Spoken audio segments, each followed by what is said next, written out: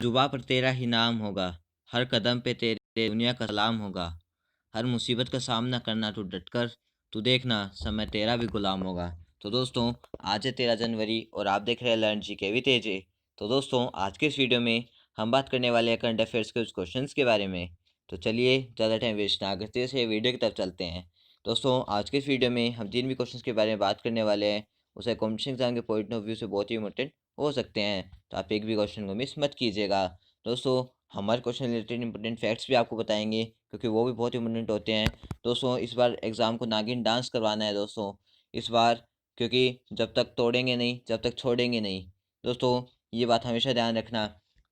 जब जब मंजिलों ने हौसलों से कहा तेरे बस की बात नहीं, हौसलों से मंजिल की आंखों में आंखें डाल के कहा चल जुट्ठी तेरी इतनी औकात नहीं। तो चलिए दोस्तों, स्वागत है आपका लर्न जी के भी तेजे में। तो दोस्तों, अगर आपने अभी तक इस चैनल को सब्सक्राइब नहीं किया है तो जल्दी से हमारे चैनल को सब्सक्राइब कर लीजिए ताकि हमारे हर वीडियो के अपडेट्स आपको सबसे पहले मिल सके। तो चलिए हमारा आज का वीडियो शुरू करते हैं। हमारा फर्स्ट क्वेश्चन है, NCAVES इंडिया फोरम 2021 में सम्मिलित देशों की संख्या कितनी है? तो दोस्तों, NCAVES इंडिया फोरम 2021 में सम्मिलित देशों की संख्या है 5। तो हमारा बी ऑप्शन सही है। तो चलिए दोस्तों, इसके आने के स्टूडेंट पॉइंट जानते हैं। दोस्तों, प्राकृतिक पूंजी लेखा एवं पारिस्थितिक तंत्र सेवाओं का मूल्यांकन NCVS इंडिया फोरम 2021 का आयोजन सांख्यिकी एवं कार्यक्रम कार्यान्वयन मंत्रालय MOSPI द्वारा किया जा रहा है। भारत इस परियोजना में भाग लेने वाला 5 देशों में से एक है। अन्य 4 देश कौन कौन से हैं? ब्राज़ील, चीन, दक्षिण अफ्रीका और मैक्सिको। यह परियोजना ब्राज़ील, चीन, भारत, मैक्सिको और दक्षिण अफ्रीका में पर्यावरण और पारिस्थितिक तंत्र लेखांकन के सिद्धांत और व्यवहार को आगे बढ़ाने का प्रयास करती है। तो चलिए दोस्तों, हमारे नेक्स्ट क्वेश्चन पर बढ़ते हैं। हमारा नेक्स्ट क्वेश्चन है, संयुक्त राष्ट्र द्वारा फिलीपाइंस देश को सुरक्षा परिषद की 3 महत्वपूर्ण समितियों की अध्यक्षता करने के लिए कहा गया है। तो दोस्तों, संयुक्त राष्ट्र द्वारा भारत को सुरक्षा परिषद की 3 महत्वपूर्ण समितियों की अध्यक्षता करने के लिए कहा गया है। तो हमारा बी ऑप्शन सही है। तो चलिए दोस्तों, इसके इम्पोर्टेंट पॉइंट जानते हैं। दोस्तों, हम हर क्वेश्चन रिलेटेड एक ऐसा इंपॉर्टेंट पॉइंट लेके आएंगे दोस्तों जो आपने कभी सुना नहीं होगा। दोस्तों, वो हमने जो भी अगर एग्ज़ाम से आने से रिलेटेड अगर एग्ज़ाम में आने लायक होगा वो क्वेश्चन, तो दोस्तों हम उसके बारे में ऐसे पॉइंट बताएंगे जो पॉइंट एग्ज़ाम में आ सकते हैं, जो पूछे जा सकते हैं। तो दोस्तों, आप पूरे वीडियो को लास्ट तक पूरा देखते रहिए क्योंकि दोस्तों इस वीडियो जैसी जानकारी मैं आपको दूंगा वैसे आपको पूरी यूट्यूब पे कहीं नहीं मिलेगी। तो चलिए हमारा आज का वीडियो शुरू करते हैं। हमारा इम्पोर्टेंट पॉइंट है, संयुक्त राष्ट्र में भारत के राजदूत ने हाल ही में घोषणा की कि भारत को सुरक्षा परिषद की 3 महत्वपूर्ण समितियों की अध्यक्षता करने के लिए कहा गया है। भारत की अध्यक्षता वाली 3 UNSC समितियों आतंकवाद निरोधी समिति, लीबिया प्रतिबंध समिति और तालिबान प्रबंध समिति है। आतंकवाद विरोधी समिति की स्थापना संयुक्त राज्य अमेरिका ने 9/11 आतंकवादी हमले के मद्देनज़र की गई है।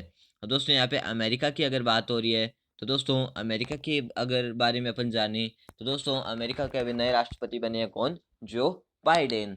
दोस्तों, जो अमेरिका के नए उपराष्ट्रपति भी बनी है, कौन बनी है? कमला हैरिस। दोस्तों, कमला हैरिस के बारे में एक फैक्ट है कि वो पहली महिला उपराष्ट्रपति बनी है। और दोस्तों, सबसे बड़ी बात यह है कि वो भारतीय मूल की महिला है। अब दोस्तों, अमेरिका की स्पेस एजेंसी की अगर अपन बात करें तो अमेरिका की स्पेस एजेंसी का क्या नाम है? नासा। दोस्तों, नासा की फुल फॉर्म क्या होती है? National aeronautics and space administration. दोस्तों, नासा के एक साइंटिस्ट है कैट रूबिन्स। दोस्तों, उन्होंने स्पेस में मूली की फसल उगाई है और दोस्तों वहाँ से वो 10 पौधे जो है वो अर्थ पे भी लेके आएंगे।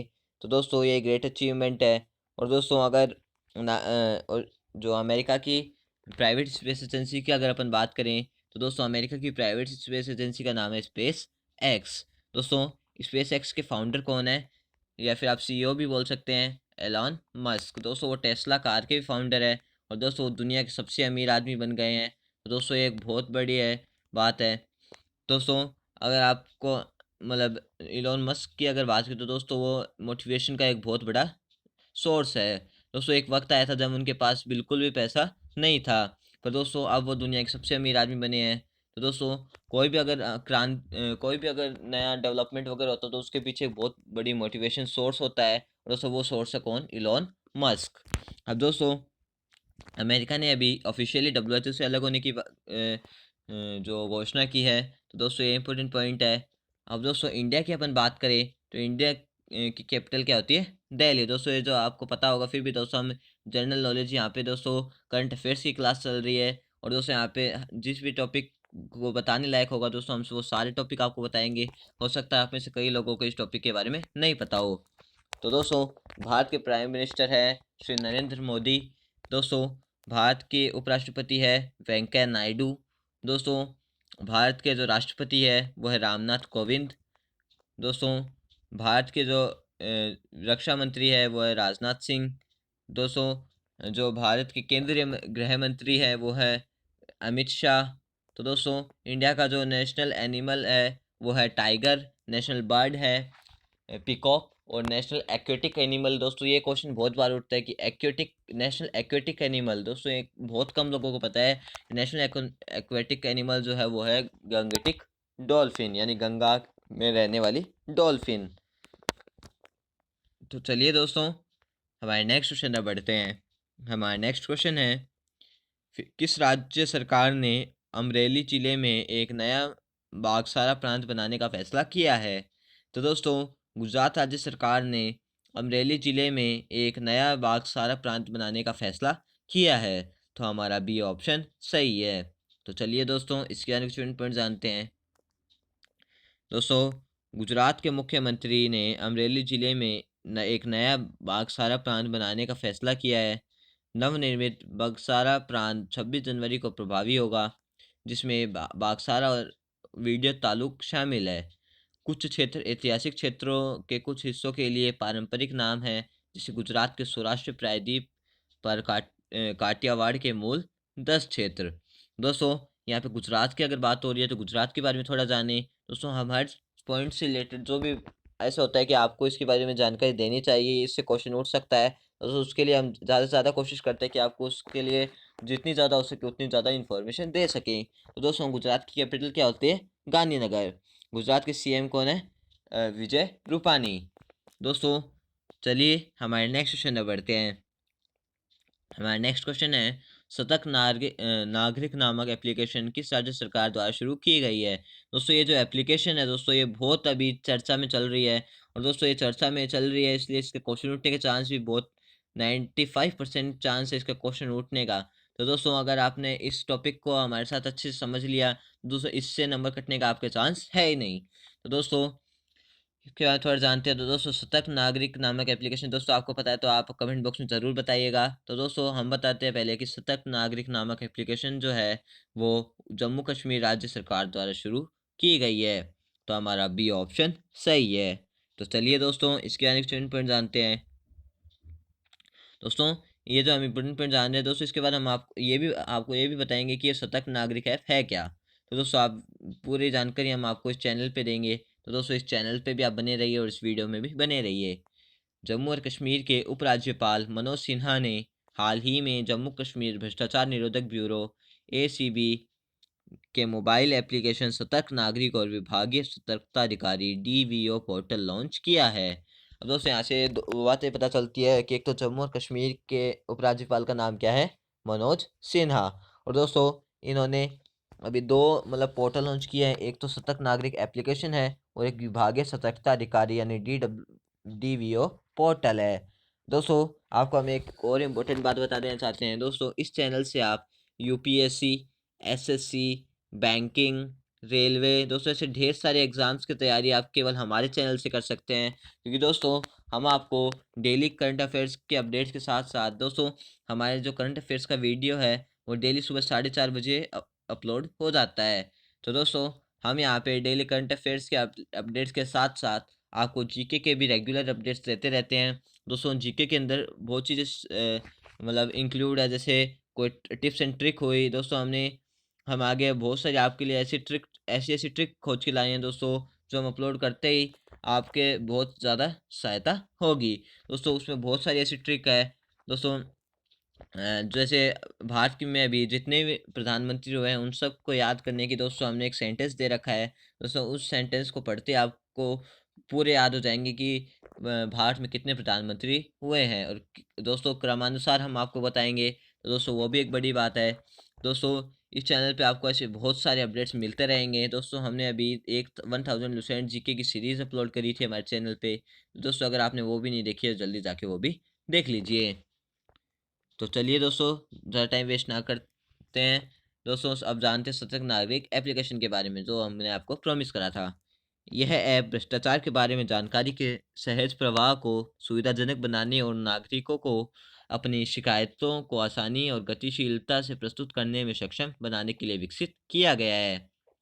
तो चलिए दोस्तों हमारे नेक्स्ट क्वेश्चन में बढ़ते हैं। हमारा नेक्स्ट क्वेश्चन है, एरी सिल्क पूर्वोत्तर भारत और चीन जापान के कुछ हिस्सों में पाए जाने वाले सामिया रिकिनी के कैटरपिलर से आता है। इसमें एरी नाम किस भाषा में लिखा गया है? तो दोस्तों यहाँ से इम्पोर्टेंट बात है दोस्तों, इसके बारे में आपको एरी सिल्क के बारे में हमने थोड़ी नॉलेज भी दी है, और इसमें ये भी पूछा है कि एरी जो इसका नाम है ये किस लैंग्वेज से आता है। दोस्तों ऐसे क्वेश्चन बहुत उठते हैं कि कोई भी नाम आपको दे देता है फिर वो पूछता है कि ये किस भाषा से आया है। तो चलिए दोस्तों हमें क्वेश्चन कॉन्सेंट्रेट करते हैं। दोस्तों एरी सिल्क पूर्वोत्तर भारत और चीन जापान के कुछ हिस्सों में पाए जाने वाले सामिया रिकिनी के कैटरपिलर से आते हैं। दोस्तों इसमें एरी नाम जो है वो असमिया भाषा से लिया गया है। तो हमारा सी ऑप्शन सही है। तो चलिए दोस्तों इसके आने के पॉइंट जानते हैं। दोस्तों एरी सिल्क पूर्वोत्तर भारत और चीन जापान के कुछ हिस्सों में पाए जाने वाले सामिया रिकिनी के कैटरपिलर से आते हैं। यह 1974 में थाईलैंड के लिए आयात किया गया था। अब एरी नाम असमिया शब्द युग से लिया गया है, जिसका अर्थ है कैस्टर, क्योंकि रेशम कीट कैस्टर पौधों पर फीड करता है। दोस्तों सबसे जानते कि ये समाचारों में क्यों है। तो दोस्तों राष्ट्रपिता महात्मा गांधी और खादी के लिए उनके आंदोलन को प्रोत्साहित करने के लिए और उन्हें श्रद्धांजलि देने के लिए असम सरकार ने राज्य सरकार के ग्रेड आईवी कर्मचारियों को चरणबद्ध तरीके से खादी के कपड़े भेंट करने का फैसला किया है। तो चलिए दोस्तों हमारे नेक्स्ट क्वेश्चन में बढ़ते हैं। हमारा नेक्स्ट क्वेश्चन है, फिनलैंड राज्य सरकार द्वारा चेरी ब्लॉसम माऊ फेस्टिवल का आयोजन किया जाता है। तो दोस्तों आपको ये बताने किस राज्य सरकार द्वारा चेरी ब्लॉसम आओ फेस्टिवल का आयोजन किया जाता है। तो दोस्तों मणिपुर राज्य सरकार द्वारा चेरी ब्लॉसम माओ फेस्टिवल का आयोजन किया जाता है। तो हमारा सी ऑप्शन सही है। तो चलिए दोस्तों इसके आने के पॉइंट जानते हैं। तो दोस्तों मणिपुर सरकार ने 2017 से प्रतिवर्ष त्यौहार का आयोजन करती है। मणिपुर सरकार में सेनापति जिले का माओ क्षेत्र चेरी ब्लॉसम के लिए जाना जाता है। यह पौधा जो जापान के लोकप्रिय रूप से साकुरा के रूप में जाना जाता है। अब दोस्तों ये जानते कि ये भी समाचार में क्यों है। दोस्तों हम हर चीज़ जो है वो बारीकी से लेके चल रहे हैं। दोस्तों वीडियो लंबा जरूर बन सकता है, और दोस्तों इस वीडियो में जो नॉलेज आपको दी जाएगी वो भी बहुत इंपॉर्टेंट होगी, कि दोस्तों ये आपके सपने का सवाल है। दोस्तों अगर आपको अपना सपना पूरा करना है या फिर अपने माता पिता का सपना पूरा करना है, और दोस्तों अगर आपको भी एक गवर्नमेंट जॉब पानी है, तो दोस्तों आपको थोड़ा टाइम देना पड़ेगा। मणिपुर में चेरी ब्लॉसम माओ फेस्टिवल को सेनापति जिले में आयोजित किया गया था, जिसमें जिले में गुलाबी मौसम की शुरुआत हुई थी। तो चलिए दोस्तों हमारे नेक्स्ट क्वेश्चन में बढ़ते हैं। हमारा नेक्स्ट क्वेश्चन है, मध्य अफ्रीकी गणराज्य के नवनियुक्त राष्ट्रपति का नाम क्या है? दोस्तों ये नवनियुक्त है इसलिए इनका क्वेश्चन उठ रहा है। तो दोस्तों हमें से ढेर सारे क्वेश्चन लेके आएंगे, जो जैसे दोस्तों मैंने आपको पिछले कई वीडियो में मतलब पॉइंट बताया है। जिन्होंने पिछले वीडियो नहीं देखे तो वो अब जान लीजिए कि जो मतलब जो भी होते थे पहली बार या आखिरी बार या सबसे लंबा सबसे छोटा या नया या सबसे पुराना, तो दोस्तों ऐसे जो क्वेश्चन है उनसे क्वेश्चन उठने के चांस दोस्तों 95% क्वेश्चन ऐसे पॉइंटों से उठते हैं। तो दोस्तों ये इंपॉर्टेंट बात होती है तो आइएगा। तो चलिए दोस्तों हमारे वीडियो की तरफ कॉन्सेंट्रेट करते हैं। दोस्तों मध्य अफ्रीकी गणराज्य के नवनियुक्त राष्ट्रपति का नाम है फॉस्टिन ऑर्चेज टोडेरा। तो दोस्तों हमारा सी ऑप्शन सही है। तो चलिए दोस्तों हम इसके बारे में चुन पर जानते हैं। दोस्तों अगर आपको वीडियो एक बार में समझ में नहीं आता है तो आप वीडियो को रिवाइंड करके देख सकते हैं, कि दोस्तों आपको समझना ज़्यादा ज़रूरी है। दोस्तों मैं इसलिए जल्दी करा रहा हूँ जिससे दोस्तों आपका ज़्यादा टाइम भी कंज्यूम ना हो, ज़्यादा टाइम भी वेस्ट ना हो और आपको चीज़ें भी जल्दी समझ में आ जाए। तो चलिए दोस्तों इसके कनेक्शन पर जानते हैं। दोस्तों फॉस्टिन ऑर्चेज टोडेरा को दोबारा मध्य अफ्रीकी गणराज्य का राष्ट्रपति चुना गया है। दिसंबर 2020 में हुए चुनावों में उन्हें 53% से अधिक वोट मिले हैं। 63 वर्षीय राष्ट्रपति टोडेरा 2016 से सत्ता में हैं। उन्होंने जनवरी 2008 से जनवरी 2013 तक देश के प्रधानमंत्री के रूप में भी कार्य किया है। तो चलिए दोस्तों हमारे नेक्स्ट क्वेश्चन पर बढ़ते हैं। हमारा नेक्स्ट क्वेश्चन है युवा वैज्ञानिक पुरस्कार 2020। दोस्तों पुरस्कार से संबंधित है, तो ये भी दोस्तों हर फील्ड जो है दोस्तों ये क्वेश्चन आपके इम्पोर्टेंट दोस्तों इसके स्टार बना लीजिए क्योंकि ये क्वेश्चन आ सकता है। युवा वैज्ञानिक पुरस्कार 2020 से किस व्यक्ति को सम्मानित किया जाएगा? तो दोस्तों युवा वैज्ञानिक पुरस्कार 2020 से डॉक्टर शुभ्रा शर्मा को सम्मानित किया जाएगा। तो हमारा बी ऑप्शन सही है। तो चलिए दोस्तों इसके अनुसार पर जानते हैं। दोस्तों हिमाचल प्रदेश की डॉक्टर शुभ्रा शर्मा को युवा वैज्ञानिक पुरस्कार के लिए चयनित किया गया है। डॉक्टर शुभ्रा को यह पुरस्कार हिमालयन ग्लेशियर के जलवायु परिवर्तन के प्रभाव को समझने और उनके अहम योगदान के लिए दिया गया है। तो चलिए दोस्तों हमारे नेक्स्ट क्वेश्चन पर बढ़ते हैं।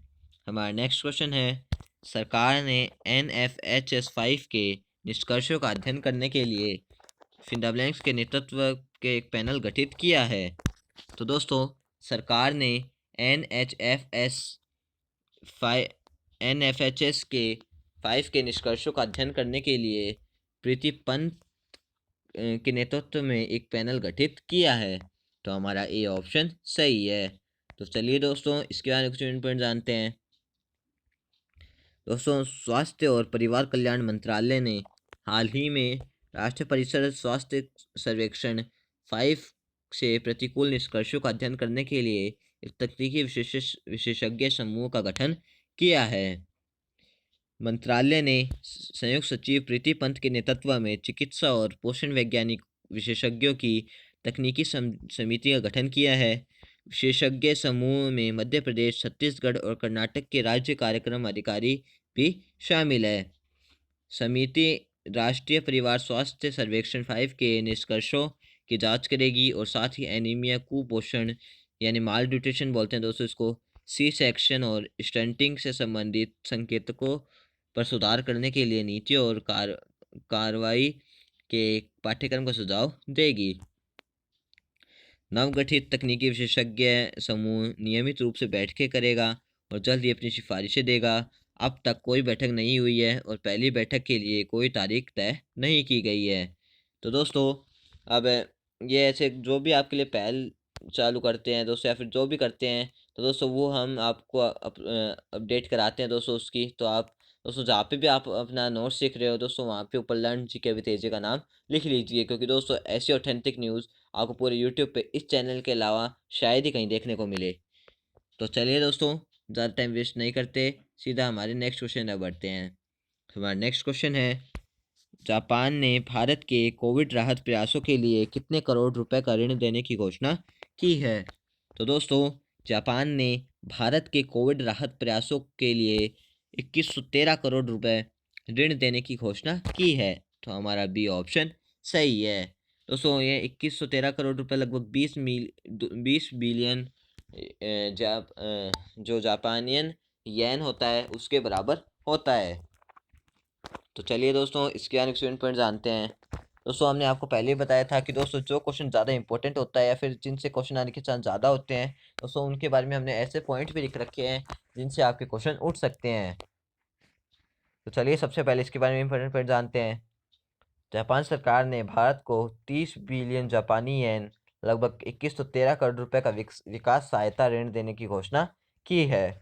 इस कार्यक्रम के ऋण का उद्देश्य है कोविड-19 महामारी के गंभीर प्रभावों के खिलाफ पूरे देश में गरीब और कमज़ोर लोगों को समन्वित और पर्याप्त सामाजिक सुरक्षा प्रदान करने के भारत के प्रयासों में सहयोग करना है। भारत और जापान का 1958 से द्विपक्षीय विकास सहयोग का एक लंबा और लाभदायक इतिहास रहा है।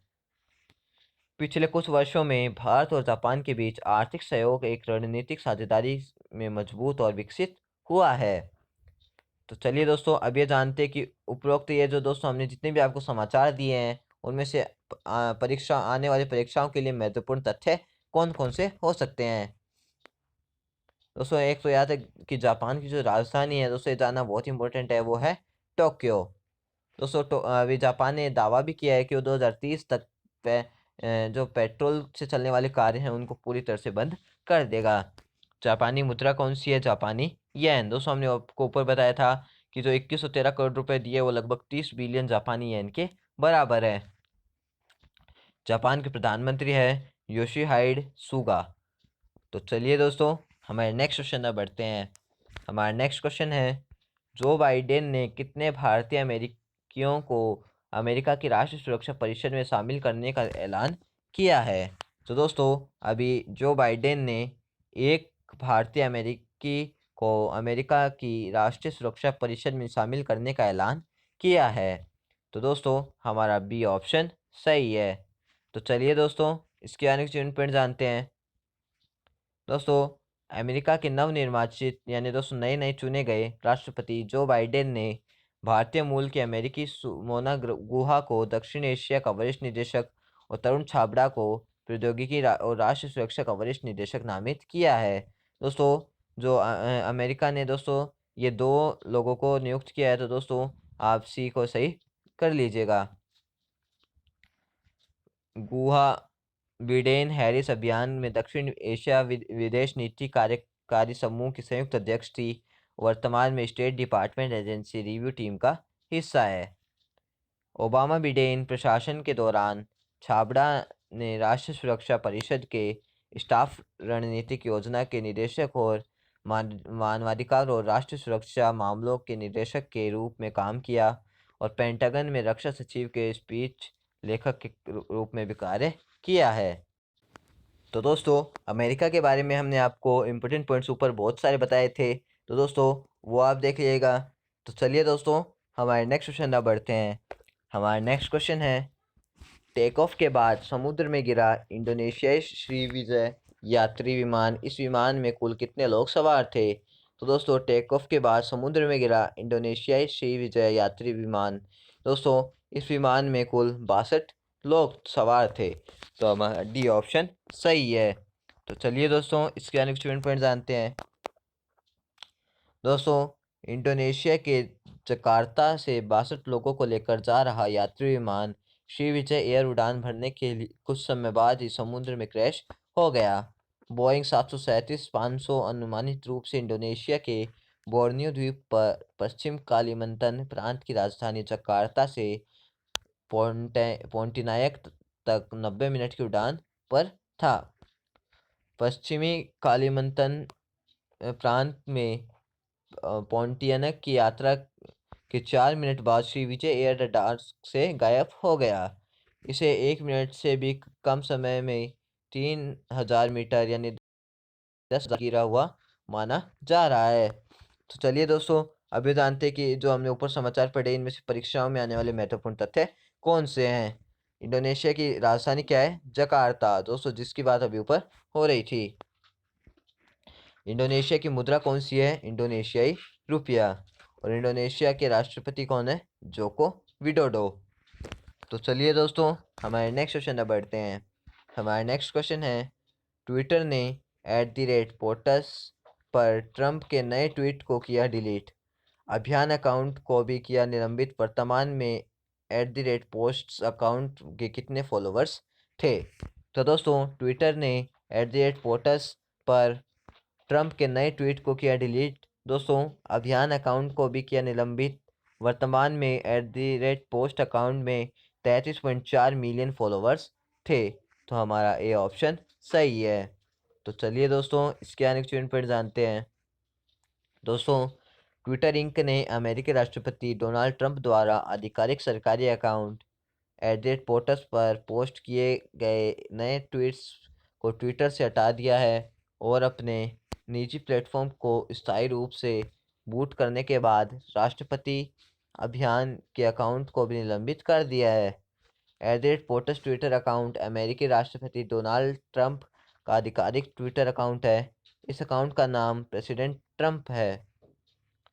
पोटस ट्विटर अकाउंट हाल ही में इसलिए चर्चा में है क्योंकि ट्विटर द्वारा ट्रंप के अकाउंट @रियल डोनाल्ड ट्रंप को स्थायी रूप से प्रतिबंधित और निलंबित किए जाने के बाद राष्ट्रपति ट्रंप ने ट्विटर के खिलाफ ट्वीट करने के लिए इस अकाउंट का उपयोग किया था। ट्रंप ने ट्वीट किया कि Twitter has conspired with his rivals and suspended his account to silence him, यानी ट्विटर ने उनके प्रतिद्वंदियों के साथ मिलकर उनके खिलाफ साजिश रची और उन्हें चुप कराने के लिए उनके अकाउंट को सस्पेंड कर दिया। तो चलिए दोस्तों, इसके बारे में और जानते हैं।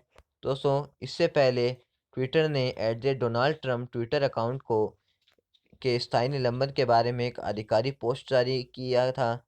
@POTUS अकाउंट के माध्यम से ट्रंप द्वारा किए गए ट्वीट के बाद ट्विटर ने अपने ट्वीट को हटा दिया है।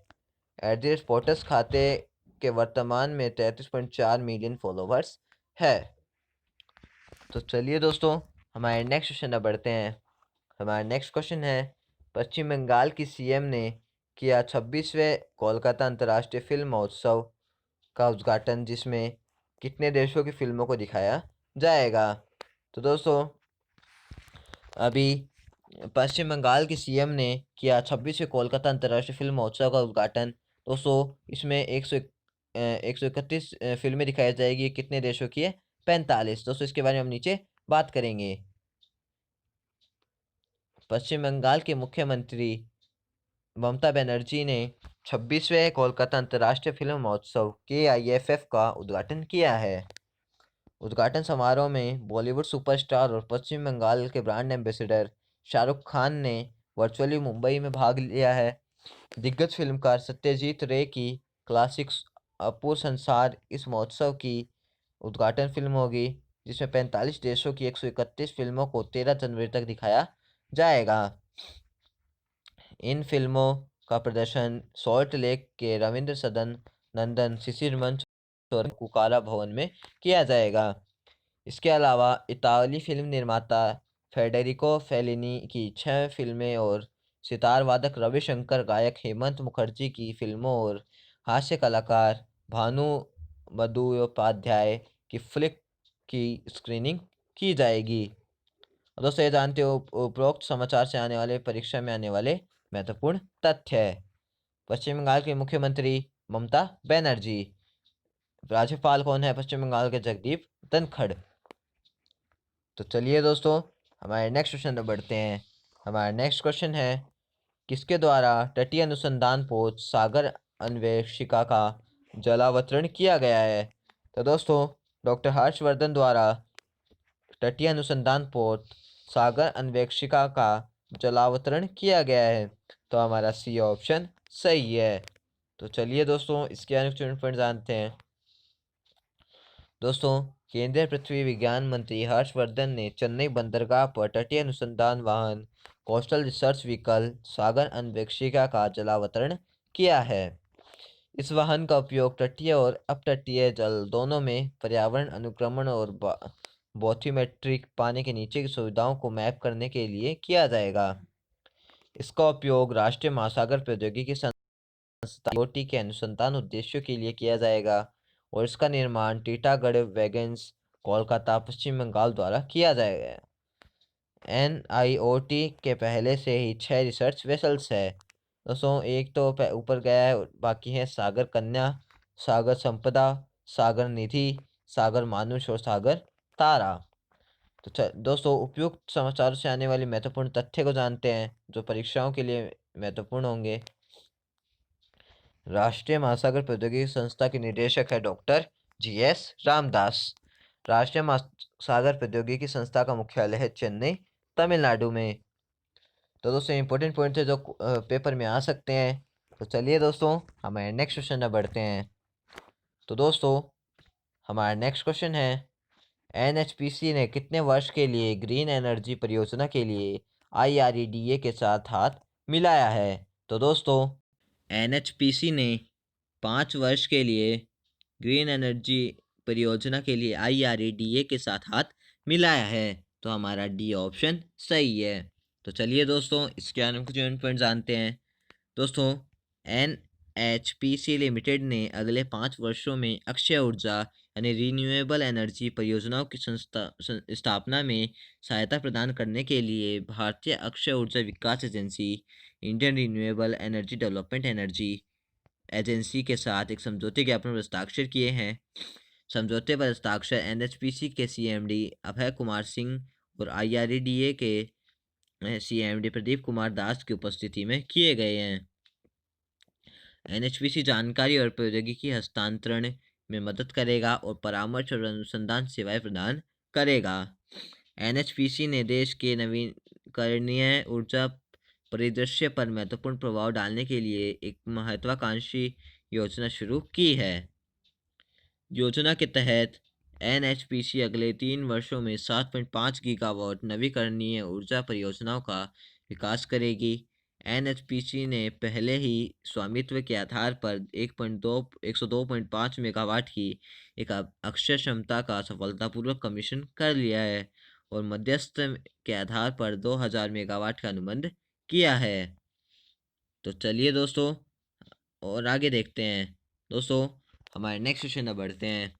हमारा नेक्स्ट क्वेश्चन है, मोदी इंडिया कॉलिंग 2021 नामक पुस्तक का विमोचन हुआ है। इसमें प्रधानमंत्री ने कितनी विदेशी यात्राओं का वर्णन हुआ है?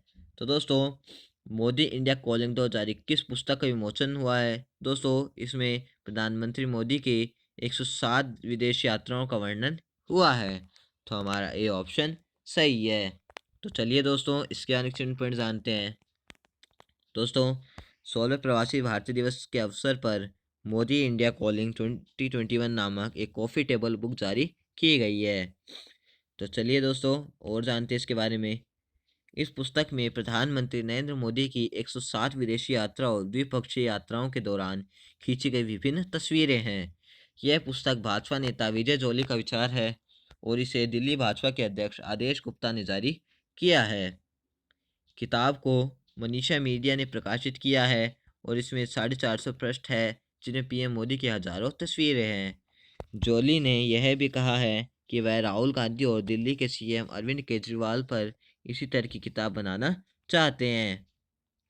तो चलिए दोस्तों, हमारे नेक्स्ट क्वेश्चन में बढ़ते हैं। दोस्तों, वीडियो लंबा जरूर बन रहा है, तो दोस्तों पर ये बहुत इन्फॉर्मेटिव वीडियो है, तो दोस्तों इसको ज़रा सा भी स्किप मत कीजिएगा। तो दोस्तों, डब्ल्यूटीओ में हुआ भारत की 7वीं व्यापार नीति समीक्षा टीपीआर का समापन। भारत की आखिरी व्यापार नीति समीक्षा किस वर्ष में आयोजित की गई थी? तो दोस्तों, डब्ल्यूटीओ में हुआ भारत की 7वीं व्यापार नीति समीक्षा टीपीआर का समापन। भारत की जो आखिरी व्यापार नीति समीक्षा थी वो 2015 में आयोजित की गई थी। तो हमारा डी ऑप्शन सही है। तो चलिए दोस्तों, इसके अनुच्छेद पॉइंट जानते हैं। दोस्तों, भारत की 7वीं व्यापार नीति समीक्षा ट्रेड पॉलिसी रिव्यू का दूसरा सत्र विश्व व्यापार संगठन वर्ल्ड ट्रेड ऑर्गेनाइजेशन यानी डब्ल्यूटीओ में संपन्न हुआ। यह 7वीं व्यापार नीति समीक्षा का अंतिम सत्र था। व्यापार नीति की समीक्षा विश्व व्यापार संगठन के निगरानी समारोह के तहत एक महत्वपूर्ण तंत्र है। इस व्यापार नीति की समीक्षा के दौरान डब्ल्यूटीओ ने डब्ल्यूटीओ के नियमों का पालन करने और रचनात्मक प्रतिक्रिया प्रदान करने के उद्देश्य से सदस्य देशों की व्यापार और संबंधित नीतियों का आकलन किया है। 7वें टीपीआर के भारतीय आधिकारिक प्रतिनिधिमंडल का नेतृत्व वाणिज्य सचिव अनूप वाधावन ने किया है। वाणिज्य सचिव ने पहले टीपीआर सत्र के दौरान सदस्यों द्वारा पूछे गए सभी मुद्दों पर प्रतिक्रिया दी। वाणिज्य सचिव ने सदस्यों से खाद्य सुरक्षा के लिए सार्वजनिक स्टॉक होल्डिंग पीएसएच का स्थायी समाधान प्रदान करने के लिए भी आग्रह किया है। भारत घरेलू कारोबारी माहौल को सरल और कारगर बनाने के लिए प्रतिबद्ध है और इसका उद्देश्य विश्व बैंक की डूइंग बिजनेस रिपोर्ट में शीर्ष 50 में जगह बनाना है। इससे पहले भारत की आखिरी व्यापार नीति समीक्षा वर्ष 2015 में आयोजित की गई थी। तो चलिए दोस्तों, हमारे नेक्स्ट क्वेश्चन में बढ़ते हैं। हमारा नेक्स्ट क्वेश्चन है, हाल ही में माधव सिंह सोलंकी का निधन हो गया है, वो कौन थे? दोस्तों ये भी बहुत चर्चा में रहा है, ये टॉपिक भी, कि माधव सिंह सोलंकी का हाल ही में निधन हो गया है। दोस्तों अब ये जानते हैं वो कौन थे। तो दोस्तों वो गुजरात के पूर्व मुख्यमंत्री थे। तो हमारा सी ऑप्शन सही है। तो चलिए दोस्तों, इसके आगे स्टूडेंट पॉइंट जानते हैं। दोस्तों ये भारत के पूर्व विदेश मंत्री भी रह चुके हैं। दोस्तों भारत के पूर्व विदेश मंत्री और गुजरात के मुख्यमंत्री रहे दिग्गज कांग्रेस नेता माधव सिंह सोलंकी का निधन हो गया है। उनको जून 1991 से मार्च 1992 तक भारत के विदेश मंत्री के रूप में कार्य किया है। वह 1976 से 1990 के बीच 3 बार गुजरात के मुख्यमंत्री रहे हैं। वह नरेंद्र मोदी से पहले राज्य के सबसे लंबे समय तक मुख्यमंत्री बने रहने वाले नेता थे। तो चलिए दोस्तों, हमारे नेक्स्ट और लास्ट क्वेश्चन तक बढ़ते हैं। हमारा नेक्स्ट क्वेश्चन है, विश्व हिंदी दिवस। दोस्तों ये टॉपिक बहुत इंपॉर्टेंट है और दोस्तों ये क्वेश्चन में, ये आपके पेपर में आएगा ही आएगा दोस्तों, 100% ये आपके पेपर में आएगा। तो दोस्तों इस क्वेश्चन को अच्छे से याद करिएगा और उसके इंपॉर्टेंट पॉइंट्स को भी जानिएगा। विश्व हिंदी दिवस कब मनाया गया जाता है? तो दोस्तों विश्व हिंदी दिवस 10 जनवरी को मनाया जाता है। तो हमारा बी ऑप्शन सही है। दोस्तों राष्ट्रीय हिंदी दिवस और विश्व हिंदी दिवस में बहुत अंतर है। दोस्तों दोनों अलग अलग डेट को मनाया जाता है। तो चलिए दोस्तों, इसके आगे स्टूडेंट पॉइंट जानते हैं। दोस्तों हिंदी भाषा के विश्व स्तर पर प्रचार प्रसार और बढ़ावा देने के लिए वर्ष 2006 से हर साल 10 जनवरी को विश्व हिंदी दिवस मनाया जाता है। हाँ, यह दिन पहले विश्व हिंदी सम्मेलन की वर्षगांठ भी है, जिसका उद्घाटन 10 जनवरी 1975 को तत्कालीन प्रधानमंत्री इंदिरा गांधी ने किया था। पहला विश्व हिंदी दिवस मनाए जाने की शुरुआत 10 जनवरी 2006 को पूर्व प्रधानमंत्री डॉक्टर मनमोहन सिंह द्वारा की गई थी। हालांकि यह ध्यान रखने की बात है कि भारत में राष्ट्रीय हिंदी दिवस हर साल 14 सितंबर को मनाया जाता है।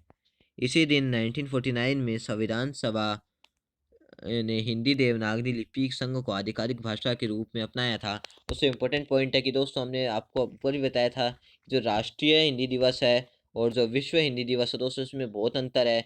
विश्व हिंदी दिवस 10 जनवरी को मनाया जाता है, जबकि राष्ट्रीय हिंदी दिवस 14 सितंबर को मनाया जाता है। और ये इसको हिंदी को जो हिंदी की देवनागरी लिपि को आधिकारिक भाषा के रूप में अपनाया गया, वो कब अपनाया गया? 1949 में।